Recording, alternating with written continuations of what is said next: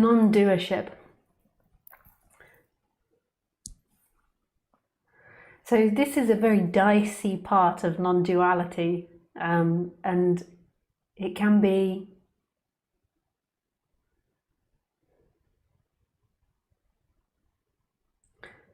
difficult to talk about because the interpretation of what's being talked about can be self-defeating for the listener.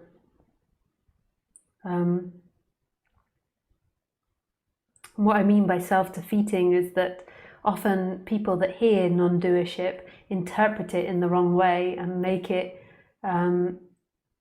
something about them that the person can't do.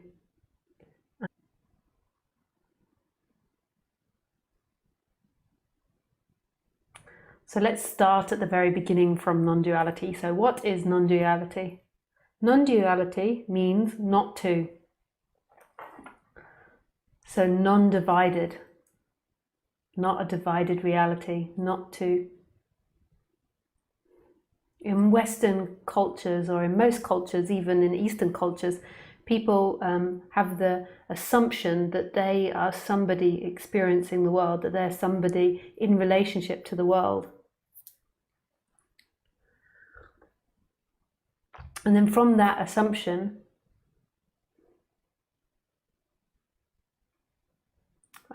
they tell a story about themselves. So they believe that they're somebody that was born on a certain date, has certain friends, has a certain status in societies from a particular country. And they begin to make up a whole story about who they are, where they're going, what they're going to be, what they need to be in order to be happy, what sort of world they live in. They have all these stories about themselves. Whereas if we look at animals, I know this is hard to imagine because in the human world, most people are only used to imagining themselves, but in the animal world, they don't have a sense of self. If we took like a dog, for example, a dog can't recognize itself in the mirror, and the dog can't speak, the dog can't communicate to other dogs.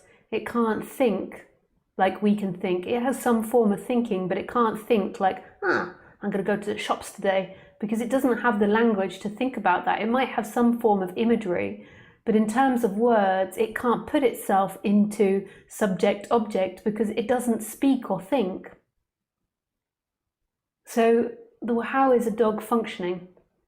So you know when you drive a car, like that you just drive the car and it happens automatically. You don't have to think like, touch the gear stick now, whichever side it's on, to the steering wheel, put my foot on the gas, pick up my drink and have a drink. It's just a happening. The body is just doing it, and there's nobody doing it. It's just happening. It's the same when you're riding a bike, or maybe if you're doing art and you're creating art, there's no one that's doing it. You could say the body's on automatic, or it's driving itself. Whatever you say, it doesn't really matter. But that's how a dog is functioning, is the dog is simply responding to what's happening, and there's nobody interfering with it. So there's no intelligent reflection about the way they've behaved or the way they could behave. They're just responding to the situations that arise, just like when you're driving a car. So the human has this complicated capacity to reflect on themselves. So the human can actually imagine itself driving the car. So it can be driving, say in LA, let's do LA as an example, because LA to me is really shocking when you drive around with all the cars. If you've ever been to LA and you're not from LA, you'll know what I mean. If you're from LA, it'll just be normal. But so what we can do as humans, so when the dog's in the car, it's just in the car, whereas the human can be in the car and it's just driving, and then suddenly a big Porsche pulls up beside you, and then suddenly you can imagine yourself sitting in your car and what you look like in comparison to them, whether you're as good as the other person, or maybe you're attracted to the other person, so there can be an adjustment of your hair, and you imagine yourself, and you know who you are, and you know you're in your car, and you know you're looking at this other car. Or say you could be another person in LA that's got like, I don't know, what's the best car there is in the world, like a Lexa, is that what it's called? I don't know.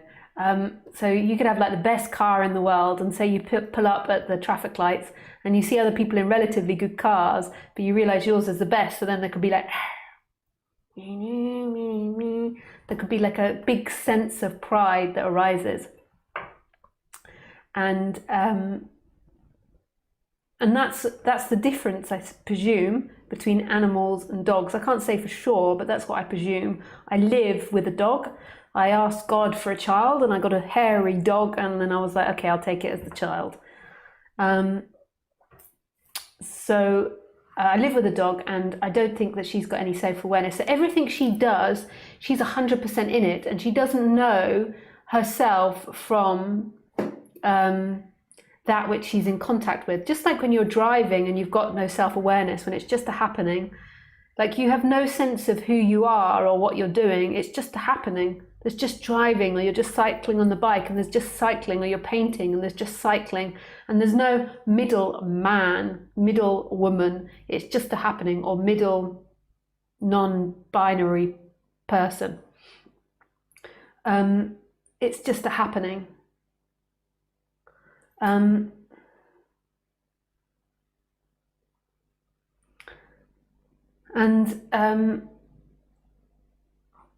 that's the primary difference. It's actually because of the identification with that self-awareness and that story that's telling you that you're this person, that you've got choice, that you've got free will, and it limits you and you become inside the body. Whereas the animals are just free, they just are what they are. And if you notice when you're driving the car or when you're doing something and you're really involved in it, that you're just responding and there's no control of yourself. You're not thinking, I did well, I did badly, you're just doing it. There's just action happening.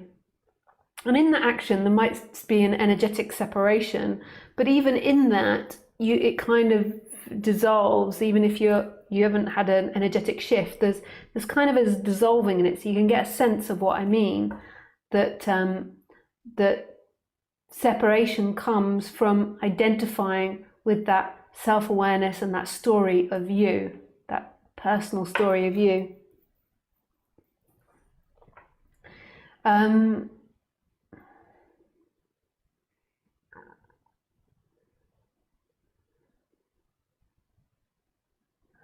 So suffering comes from that, this identification, and there's nothing inherently wrong with self-awareness and that thinking. But this identification is the problem, and this identification creates a feeling of discomfort because it's not true. It's not true that you're a limitation inside your body. Who you are is everything. It's life, it's happening. So if you go back to driving the car again, that like you have, when you're totally lost in it, you have no awareness of you. So there's no difference between you and the handlebars or you and that which is outside. It's just a happening. And this limitation always makes you feel uncomfortable. It makes you feel like you've lost something because you have. Rather than being totally immersed in the experience, you're removed from the experience, telling your story of the experience. And then you could call that an illusion, like, because that's not actually what's happening. That's your interpretation of what's happening. And again, there's nothing wrong with the interpretation of what's happening, as long as there's not an identification with that and a belief that that's true, that your interpretation is the way things are, and not knowing the difference between what's happening and what you think is happening. When years ago, I did a talk at my mum's carers group, and I always remember this, because I realized then that people didn't know they thought.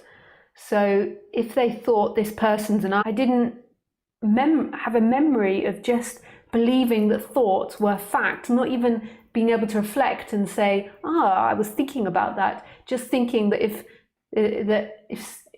you don't like someone, that's a fact. It's not a thought, it's not a projection, it's a fact. You don't like someone, the sky is blue, the tree is green, that these are facts, where there's nothing that is fact. Everything that you say in words is always a description pointing to something, but can't actually talk about it. So non-duality is the expression of coming back to who you truly are, what you truly are, which is this moment, which is what is. And that's a real celebration. That's all that anybody's ever wanted. It doesn't mean that there needs to be self-awareness that disappears or thoughts that disappear. It's this energetic sticking to it, that is who I am, when who you are is much broader. And that character can carry on inside the body-mind mechanism, so there can still be an interpretation of events, and there still can be feelings and judgments and emotional reactions and the appearance of choice, but it's no longer the identification with that being truth and that being the way it is. It's seen as a functioning that's happening in this. And that's the end of seeking when that happens. There's no longer a seeking for freedom in time. Because when you are identified with that character, you always feel uncomfortable, and what the person does is the only thing it can do. It seeks in pleasure and tries to avoid pain, and believes that one day it will arrive at happiness in the future, or arrive at freedom in the future, or arrive at completion in the future. And that's seeking, this idea that something in the future is going to save you, where really the savior, what you're looking for, is what's already happening. It is what is. And it's not so much about this character, so this self-awareness and this story of you becoming present. Like, it's not that that has to come present. It's an energetic shift from being that to everything. In the process of awakening, the person, in order to still itself, in order to lose its neurosis, because when there's an identification with that person, there's lots of neurosis that can form. In order to lose that, there can be practices that manifest and an exploration that manifests in order to break that down. So there can be that personal awareness, and that one that's always telling the story puts effort into putting the attention in I am or in consciousness. It could also be that person explores its emotions and explores why it does things and what it actually wants, explores its relationships, its psychology, its energetic body. And that normally happens when people are awakening or people get into this subject, that there's an exploration, like a whole body mind exploration. And that normally goes hand in hand, but actually it's not that person that's doing those practices that wake up, although there's nothing wrong with doing them, and more than likely it makes you a more healthy, balanced, integrated individual. But it's not that person that wakes up, because that person doesn't actually exist. That poor person is thoughts and ideas and energies arising now, giving the appearance that somebody's sitting here looking out. We get into the weird stuff of non-duality, going for it. So you most probably assume, like I used to assume, that you are somebody with free will inside the body, and that you've arrived in this room and you're sitting here out of your free will and choice as a separate individual watching me speak. Whereas actually, well, that's not actually true. There isn't actually a body here and there isn't a body there. There isn't some body sitting there. There is ideas and feelings that appear reporting back that somebody's sitting there. But all of that is in knowledge and in intellect. And that can't be who you are, because firstly, knowledge comes and goes. So when you were a baby, you didn't have very much knowledge, and as you get older, you more than likely lose your knowledge. And also, when you hit your head, you forget all your knowledge if you get concussion. So that can't actually be who you are, because knowledge is something that comes and goes. Thoughts about yourself, memories about yourself is actually something that comes and goes. So that's not who's actually experiencing now, because it's something that's in flux, it's something that's changing and evolving. So that can't be the experiencer. Secondly, every thought that appears about you, every idea, every feeling is being experienced, which is really profound if you think about it.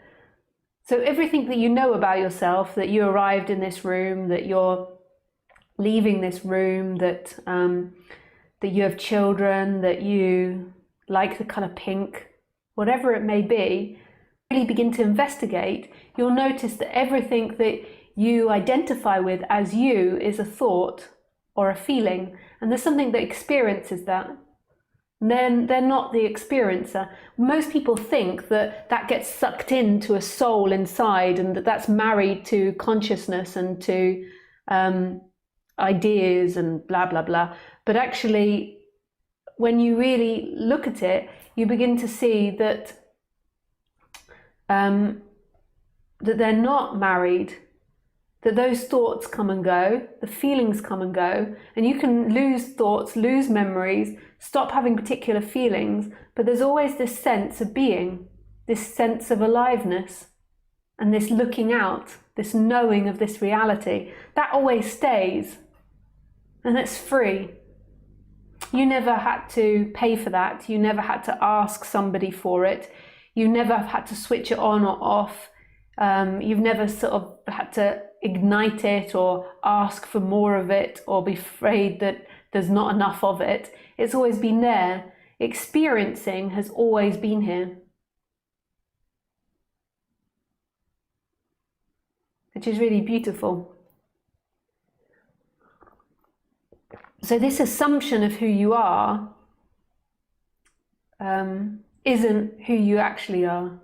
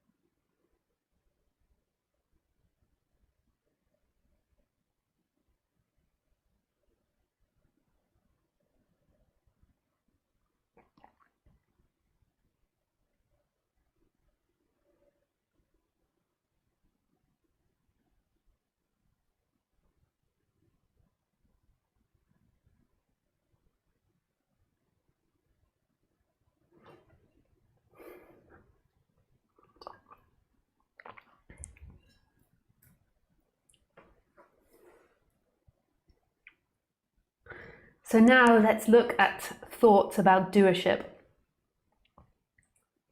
So in this person that arises, this person assumes that it's the doer. And I think this is one of the primary thoughts which creates the most suffering. I mean, actually, the first thought is that you're separate, so that's the main thought that causes suffering. But then another big thought is that you are a doer. And this also creates a lot of suffering. So when I was studying with Ramesh and Roger, their philosophies were that doership, I don't exactly buy into this and prescribe that's why I don't teach it, but I think it's a good place to start, and something that creates good reflection, and I think it's really good to explore. So with Ramesh, he used to say that doership created pride, shame, so they used to be an opposite, so pride and shame, guilt and blame, and expectation. And these were the 5 dynamics that created suffering in humans. And I think that when you really explore them, they do create a lot of suffering. But I think that from my experience, and I can only talk from my experience, that it's actually important to experience every emotion on the human level. So after awakening, like for me, I still have these feelings. So if I ran over somebody's cat, I would still feel a sense of remorse, or a sense of, maybe not guilt like before, but there would be a sense of sadness. And there can still be an expectation, like if I'm going with friends on holiday, then there's an expectation that that's going to happen. But they go pretty quickly. So if I have these feelings, they change or transform quite quickly. But that's not the point of what your emotions are and what you're looking to be, because that would be forming another identity, the idea, I never feel guilt again, or I never feel expectation, or I never feel blame. But it's good to explore these dynamics. So I found it really helpful because I had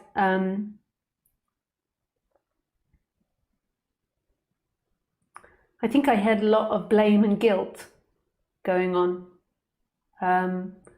Not so much of the other ones, but predominantly blame and guilt. So I could easily blame the outside world, so that society's corrupt, or that this person's corrupt, or that men have done this to women, or whatever it was. Or in personal relationships, I could keep it in, so I would store it in, and then I would erupt in lots of blame or lots of anger towards someone.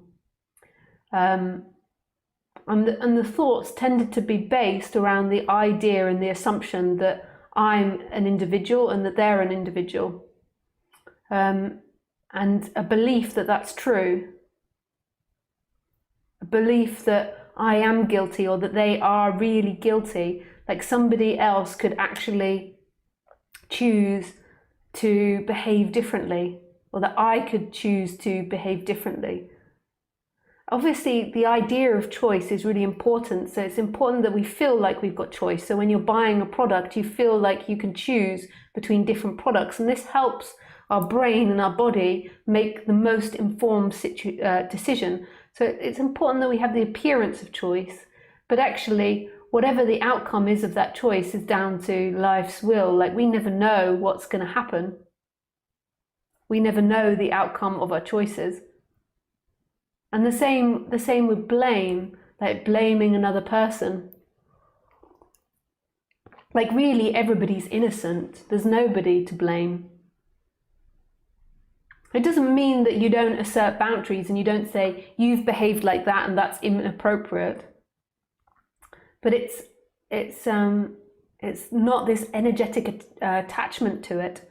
Some people, after years and years of believing they're a person, I noticed, have like so much hatred in them, and the hatred forms from this idea that they're guilty or that somebody else is guilty, which is a complete fallacy. And in a way, it's never ending, because the person will never be able to get to the end of their guilt because it's a habit that arises, or they'll never be able to get to the end of their blame. Like, it's always going to be there manifesting that somebody's responsible, that you're responsible, that you've done something wrong. Whereas how can any of us be any different from what we are in the moment? We're an accumulation of billions of factors, and we're coming to this moment and then acting it out.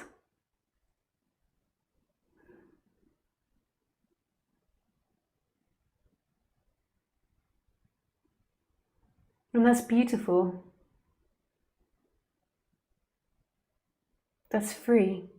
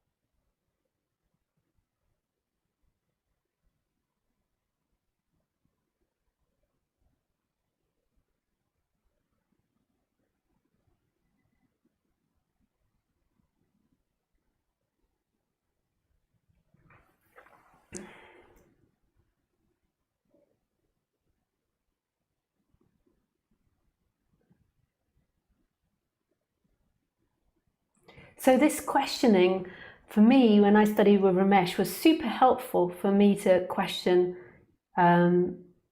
my guilt or other people's blame or expectation. but not as a repression. So I went through a period of trying to act like that, and that's not what it's meant to be. So I went through a period of trying not to blame. It's actually the way to recondition yourself is actually honesty. It's not trying to be something. Like I come across a lot of people trying to be non-duality, trying to act to be enlightened, or trying to be someone without blame, or trying to be someone without guilt or expectation. And it's not about not having it, it's about being totally honest to what's there. So it's just seeing it, so blame arises, and seeing that that's what's happening, and not necessarily acting it out, just spending some time alone exploring that blame and what the root of that blame is. So say if you're blaming your mother because she said something about your hair, she said a bitchy comment about your hair, but then pretended she was being nice, something like that. Like, I forget that humans have these problems.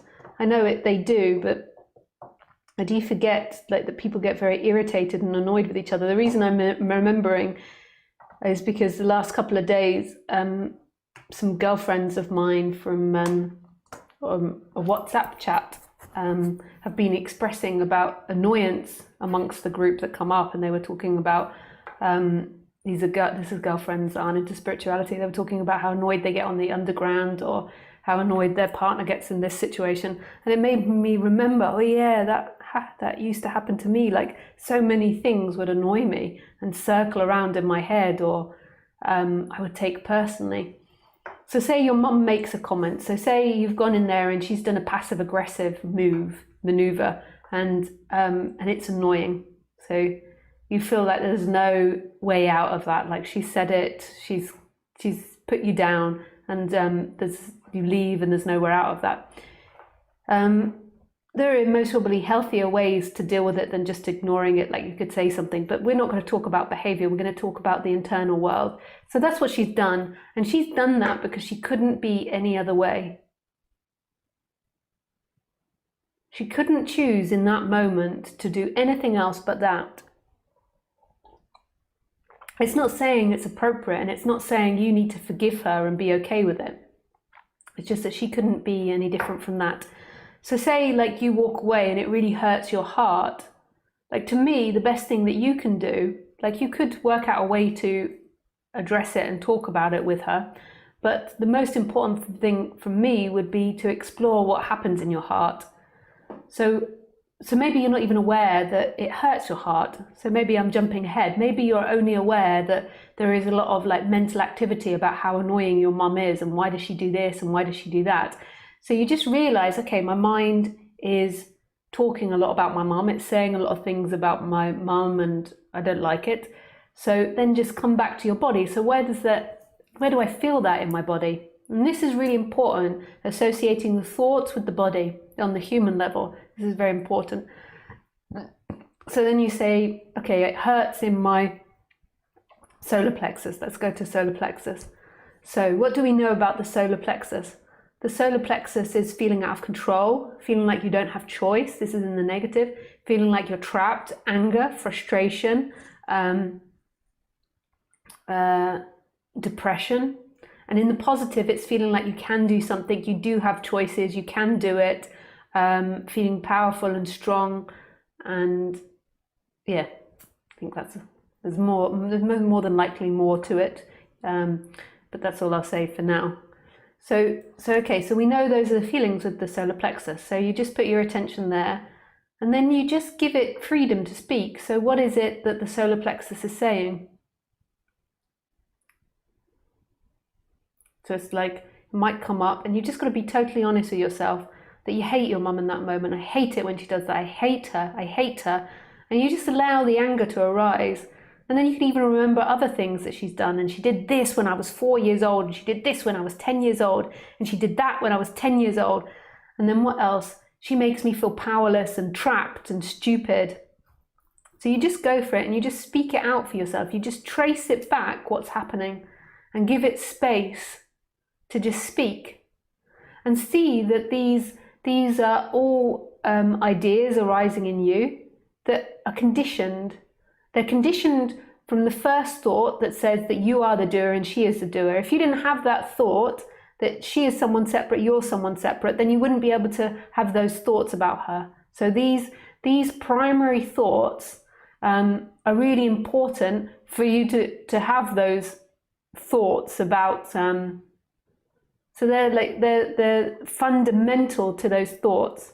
So it's just seeing that your thoughts aren't true, your thoughts aren't fact. And the way that she's got angry and putting you down has most probably arose from the illusion that she has control or you have control. More than likely she feels victim to you in some way, that you've done something to her. So you can see how a lot of our conflict is based on doership. The idea that she's done something, I've done something, and then there's this clash and this blame. And sometimes you can get into arguments. So if you confront your mother, you could get into arguments about who's guilty, who's the guilty one, which is actually a waste of a time. But it also can be good if it's done lightly, because it can renegotiate the relationship. But when it goes on for hours and hours, it's pointless. And when you're going around in your head, it's just suffering. It just creates a lot of pain. So it's not about you telling yourself, so your mum hurts you and you feel pain. It's not like then you start saying, okay, I'm not the doer, she's not the doer. To me, that's spiritual bypassing. If you start repeating that story, basically you've got a feeling, you're like, okay, quick, evacuate, evacuate. How can I get out of this feeling? Boom, boom, boom, boom, boom. Eject. So that is spiritual bypassing, doing that. What you want to do is you want to be honest with yourself about what you're feeling, which most people don't like doing because it can be painful. And often people don't have enough time, they've got lots of things to do. But you have to make time and be honest with yourself, because it won't stop. Basically what you're doing is you're suppressing that thought, and the energy in your body won't change until you begin to be honest of it and stop engaging with it on a deeper level.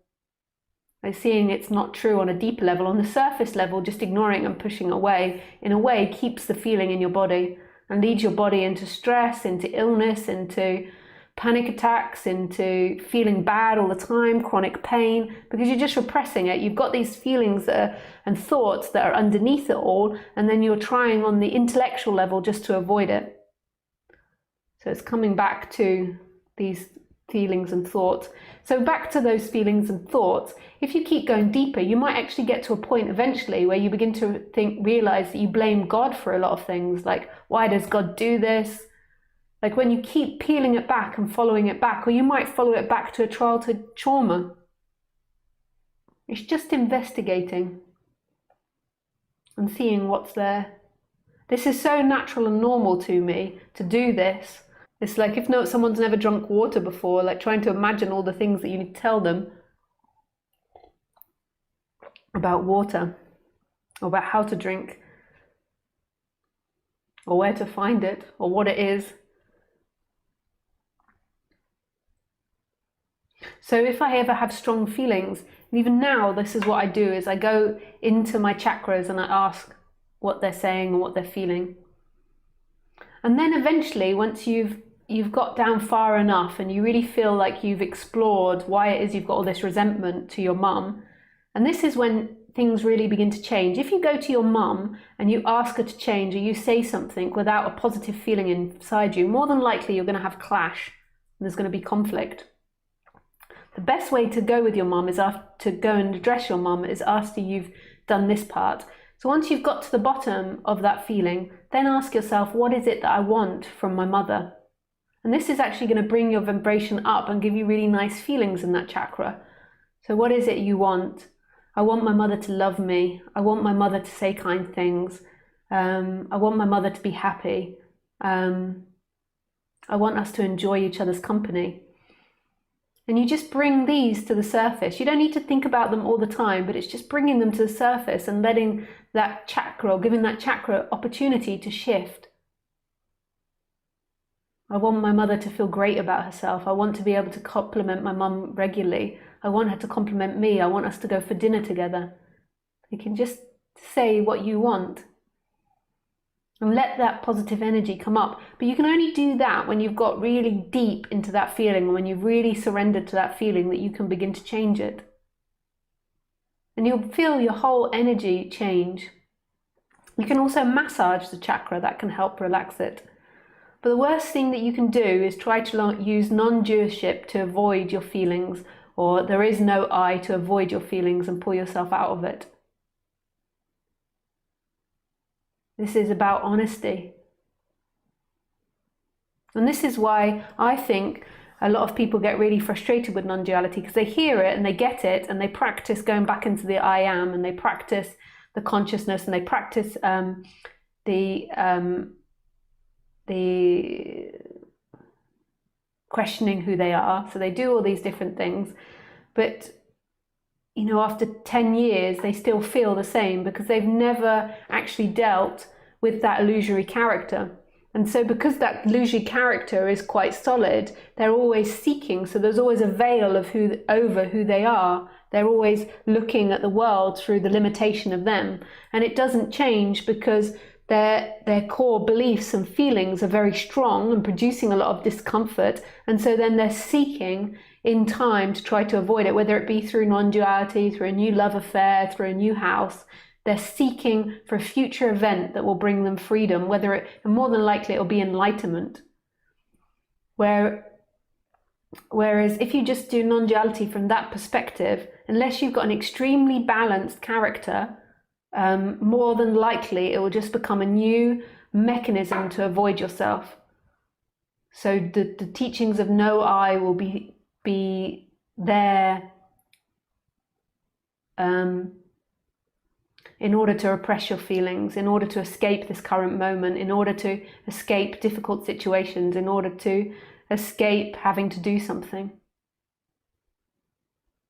There's got to be an honesty, a seeing through the illusion of you. And it's not by anyone, it's just that it undoes itself. This I, there's an investigation into it, and it undoes itself. It gets looser, it gets thinner. There isn't so much discomfort in the body, so it's seen that I'm not a feeling, that happiness isn't my feelings. Like, do you believe that freedom is happy feelings? Because that's not what freedom is. Feelings change. Like, I can be angry, I can have worry, I can be excited, I can be in pain, physical pain, what other emotions? I can be angry, I've said that one. I can be frustrated, I can get annoyance, I can get every feeling, I can get sadness, lack of energy, even obsessive thinking in a way, not really, but like I can get stuck on something that I think about. And it's not that's the freedom. It's not having beautiful thoughts all the time. It's not having perfect chakras. It's not having always love feelings. It's this energetic shift from you being the experiencer to no one being the experiencer. And then the character can still have all its emotional reactions. It more than likely makes the character a lot more simpler. And in order for that to happen, I think there has to be a certain amount of balance in that character, a certain amount of thinning out of that character. If you're really involved in hate and frustration and blame and guilt and really tight and contracted, then it seems difficult, or it seems impossible, though I'm sure it can happen, because everything can happen, that somebody could see that they're not, or not even somebody could see, there could be this break, this energetic break from that person, or the collapse of seeking. Because when you're really condensed, you're just focused on me and nothing else can be heard. There's not an opening for another possibility. But it's not that person that arrives at that awakening. Even though it requires a thinning out of that person, or of a balancing out of that person doesn't actually wake up, because that person doesn't exist. But maybe I've just spoken for a very long time. I think I have. So maybe we get some questions.